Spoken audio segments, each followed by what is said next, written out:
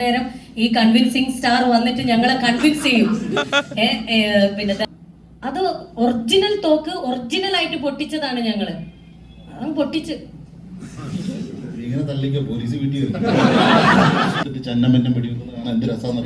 ഞാൻ ചന്നം പിന്നെ വെച്ചിട്ടില്ല. ഞാൻ 3 പേരെ വെച്ചു, 3 പേരെ ഞാൻ കൊന്നു. ഉറപ്പാണ്. ഞാൻ എന്റെ ഉണ്ടകൾ ഒന്നും പാഴായിട്ടില്ല. ആർക്കും തടുക്കാൻ പറ്റില്ല. ഇത് പാസ്സായി. ഞാൻ സുരഭി അവർ പടം കണ്ടിട്ടുണ്ടായിരിക്കൂല്ലേ? എന്തായിരുന്നു അത്?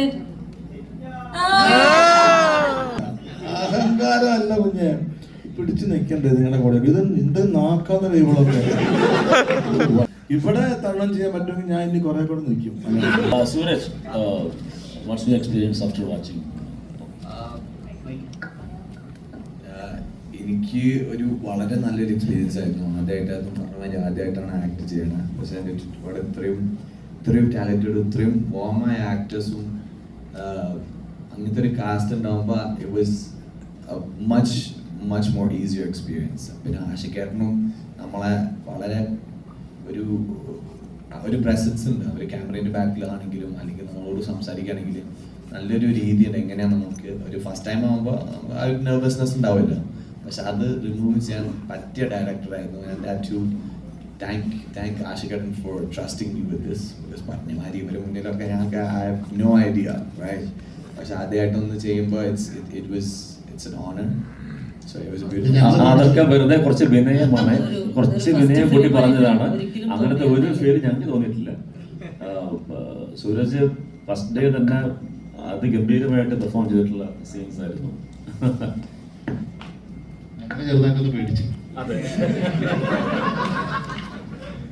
അതെ, സൂരജിന്റെ ഒരു പ്രിപ്പയർ ചെയ്യുന്ന ടെക്നിക്ക് തന്നെ നമ്മൾ ഞെട്ടിപ്പോയിട്ടുണ്ട്.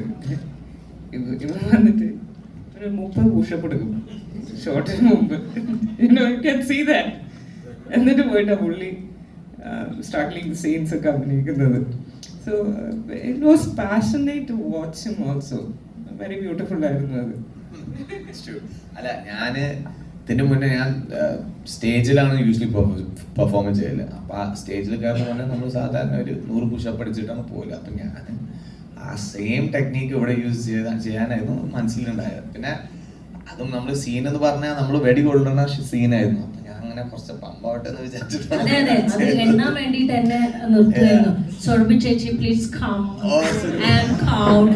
ഞാനാണെങ്കിൽ പേടിച്ചു വിറച്ചു. മോനെ സൂരജ് അല്ല ഹനുമാൻ കൈൻ്റെ ഒക്കെ ആണല്ലോ ഇവൻ.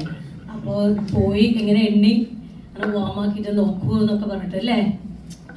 ബേബിയുടെ കോൺഫിഡൻസ് ഒക്കെ ഉണ്ടായിട്ടാണ് നമുക്ക് അന്ന് ചെയ്യാൻ പറ്റിയത്. Like it was really fun. It was a beautiful time and yeah.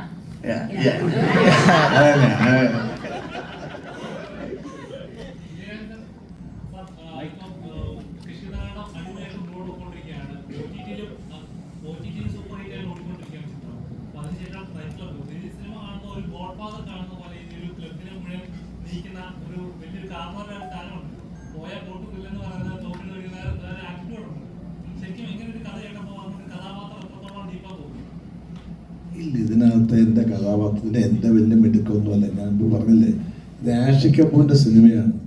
ഞാൻ കുറേ നാളായിട്ട് അഭിനയിക്കുന്നതാണ്. ഈ ക്യാരക്ടറിട്ട് എന്നെ പോസ്റ്റ് ചെയ്തിരിക്കുന്നത്. എനിക്ക് നടക്കാൻ പോലും സമയമില്ലല്ലോ, ഇരിപ്പല്ലേ.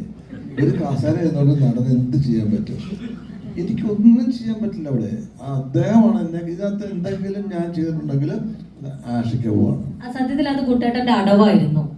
കാരണം കസേരയിൽ മാത്രം ഇരിക്കുമ്പോൾ ബാക്കി ചെല്ലണ്ട, അല്ലെങ്കിൽ ഞാൻ ഓടിച്ചെന്ന് വെടിവെക്കേണ്ടി വരും, കൊള്ളേണ്ടി വരും, വീഴേണ്ടി വരും. ഇത് കസേരയാകുമ്പോൾ ഒരു ലിമിറ്റ് ഉണ്ടല്ലോ, ആരെങ്കിലും തള്ളി കൊണ്ടുപോയി. അല്ല, അങ്ങനെ സന്തോഷമുണ്ട് കേട്ടോ. 32 ദിവസത്തോളം ഞാൻ സിനിമയിൽ അഭിനയിച്ചു.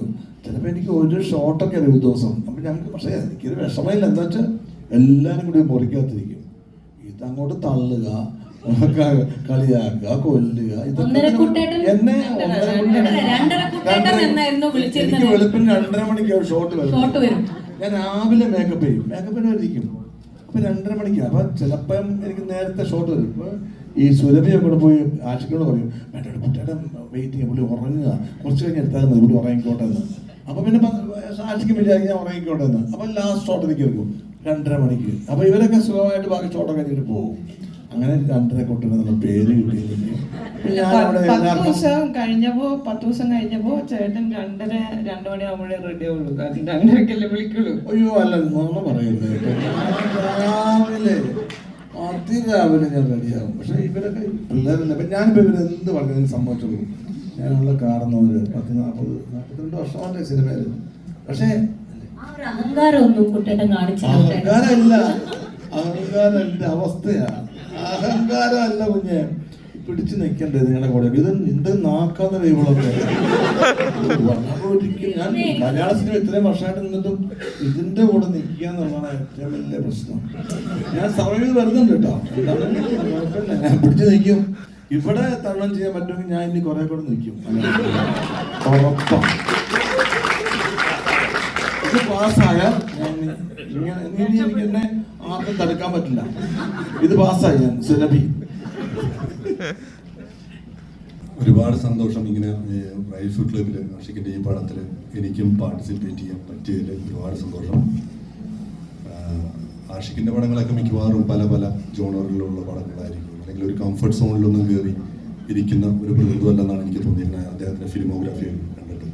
സോ അദ്ദേഹത്തിൻ്റെ പുതിയൊരു പടം, ആ പുതിയൊരു എക്സ്പെരിമെൻറ്റിൽ എനിക്കും ഒരു ഭാഗമാകാൻ കഴിഞ്ഞാൽ ഒരുപാട് സന്തോഷം. അതുപോലെ തന്നെ എനിക്ക് ഈ സിനിമയിൽ കണ്ടപ്പോൾ വളരെ സന്തോഷം തോന്നി. എന്നേക്കാളൊക്കെ ഉപരി ഇവിടെ ഇരിക്കുന്ന എല്ലാവരും എന്നേക്കാൾ സീനിയേഴ്സ് ആയിരിക്കണം. പക്ഷേ അഭിനയത്തിലായാലും ടെക്നീഷ്യൻസ് ഉണ്ട്, അഭിനേതാക്കളുണ്ട്, എല്ലാവരും ഉണ്ട്. കുട്ടിയേട്ടനെ പോലുള്ള ആൾക്കാരൊക്കെ നന്നായിട്ടുണ്ടാന്ന് പറഞ്ഞപ്പോൾ സത്യത്തിൽ എനിക്ക് ഒരുപാട് ഒരുപാട് ഒരുപാട് സന്തോഷം തോന്നി. എനിവേ ഈ ഗ്രൂപ്പിൻ്റെ കൂടെ എസ്പെഷ്യലി മൈ സൂസൻ ഒരുപാട് സന്തോഷം.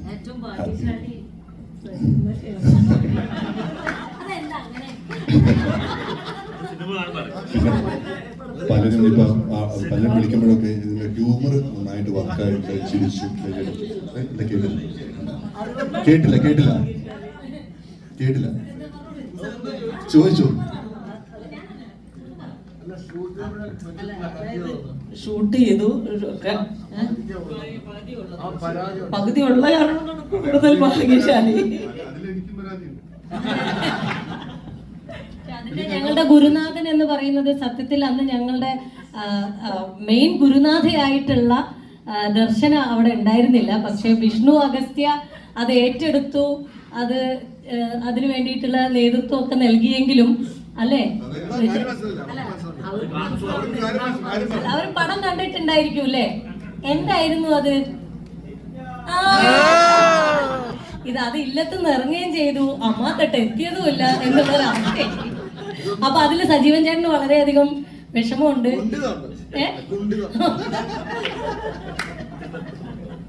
അതെ, അപ്പോ സാരമില്ല സജീവൻ ചേട്ടാ, നമുക്കത് ഡിലീറ്റഡ് സീൻസ് എന്ന് പറഞ്ഞിട്ട് ഒരു പീസ് എടുത്ത് അതെ നമുക്ക് ഇനിയും പോരല്ലേ, മതിയായിട്ടല്ലേ? അത് അടുത്ത പാർട്ടിൽ കുറച്ചും കൂടി ഉണ്ടാവുമെന്ന് നമുക്ക് പ്രതീക്ഷിക്കാം. സെക്കൻഡ് പാർട്ടിൽ ഓണത്തിനല്ലേ?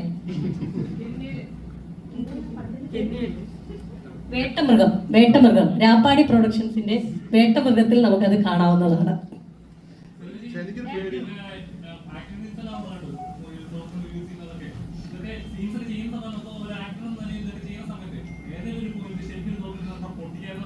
എന്റെ മോനെ, അത് കറക്റ്റ് ശരിക്കുള്ള തോക്കാ. അത് ഒറിജിനൽ തോക്ക്, ഒറിജിനൽ ആയിട്ട് പൊട്ടിച്ചതാണ് ഞങ്ങള്. അത് പൊട്ടിച്ച്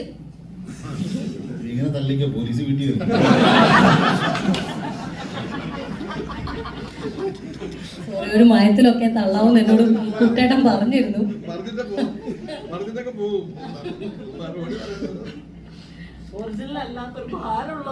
അതെ അതെ, ഒരു 5 കിലോ 6 കിലോ ഉണ്ട് ഓരോ തോക്കും. അതിൽ ചെറിയ തോക്ക് ഉപയോഗിച്ചത് ദർശനയാണെന്ന് മാത്രം അല്ലേ? ഇങ്ങനെ സ്ത്രീ ക്യാരക്ടേഴ്സ് ഒരു മലയാള സിനിമയിൽ അങ്ങനെ തോക്കെടുത്തിട്ട് ചന്നം പിടിക്കുന്നതാണ് എന്ത് രസാന്നറിയാമോ? ഞാൻ ചന്നം ഭിന്നം വെച്ചിട്ടില്ല. ഞാൻ 3 പേരെ വെച്ചു, 3 പേരെ ഞാൻ കൊന്നു. ഉറപ്പാണ്. ഞാൻ എന്റെ ഉണ്ടകൾ ഒന്നും പാഴായിട്ടില്ല. അപ്പോൾ എനിക്ക് വളരെയധികം സന്തോഷമുണ്ട്. കാരണം ശ്രീ ശങ്കരാചാര്യ യൂണിവേഴ്സിറ്റിയിൽ പഠിക്കാൻ പോയതുപോലെയുള്ള ഒരു വൈബായിരുന്നു. ഇവരെല്ലാവരും കണ്ടില്ല, എത്ര സീനിയേഴ്സ് ആണ്. പൊന്നമ്മ ചേച്ചി ആണെങ്കിലും കുട്ടേട്ടനാണെങ്കിലും ഓരോ ദിവസവും വൈകുന്നേരം ഈ കൺവിൻസിങ് സ്റ്റാർ വന്നിട്ട് ഞങ്ങളെ കൺവിൻസ് ചെയ്യും. പിന്നെ ദർശനെയും അതുപോലെ തന്നെ വിഷ്ണു അഗസ്ത്യയും അദ്ദേഹം കൺവിൻസ് ചെയ്തിട്ടുണ്ടായിരുന്നു അവസാന ദിവസം, നിങ്ങൾ ഏത് പാതിരാത്രിയിലാണെങ്കിലും എന്ത് പ്രശ്നം ഉണ്ടെങ്കിലും അത് രാഷ്ട്രീയമായിക്കോട്ടെ, സിനിമയായിക്കോട്ടെ, പോലീസ് കേസ് ആയിക്കോട്ടെ, ഏത് പാതിരാത്രിയിലും എന്നെ വിളിക്കണം. ദർശന ഭാവം അത് കേട്ട് വിശ്വസിച്ചു.